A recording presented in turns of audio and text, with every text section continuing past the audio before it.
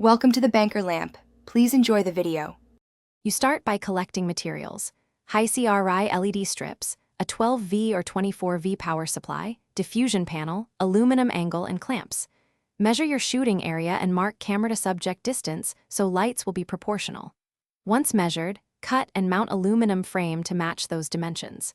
Make sure to test LEDs briefly before permanent mounting so you confirm color temperature and brightness. If you want a soft look, buy or cut diffusion to size now and set aside for the next steps. Now you wire and mount with care. Solder LED strips in parallel to prevent voltage drop, using thicker wire for runs over 2 meters. Once wired, secure strips to the aluminum frame with thermal tape so heat dissipates.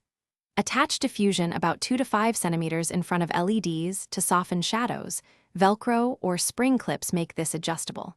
Install a dimmer or RGB controller if applicable, and set it to about 50% so you can fine-tune exposure while you set camera settings and white balance. Finish by positioning lights in a 3-point layout. Key at 45 degrees, weaker fill opposite, and a back or hair light behind subject.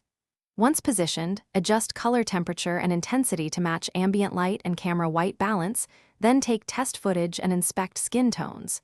If shadows are harsh, move diffusion closer or reduce key brightness.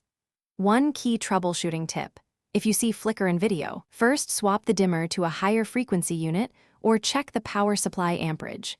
Inadequate supply causes. Thanks for watching. If this was helpful, leave a like and consider subscribing. See you next time.